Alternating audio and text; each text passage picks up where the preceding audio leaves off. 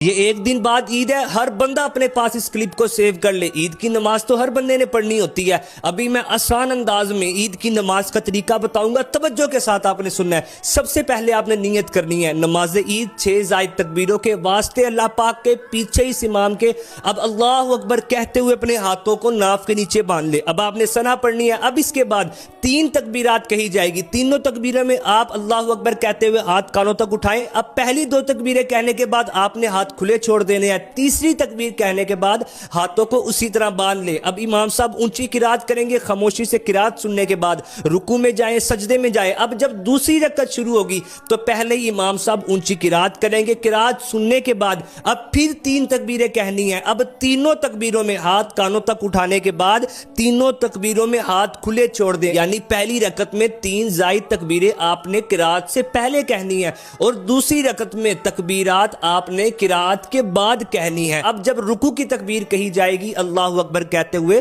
رکوع میں چلے جائیں۔ اسی طرح اپنی عید کی نماز کو مکمل کریں۔ اس عید کی نماز کے طریقے کو خود بھی یاد رکھیں اور اس کلپ کو دوستوں میں بھی شیئر کریں۔ اور گانے والی ویڈیوز بھی تو شیئر کر دیتے ہو، ایسی ویڈیوز شیئر کیا کریں تاکہ نیکی کی دعوت دینے پر آپ کو بھی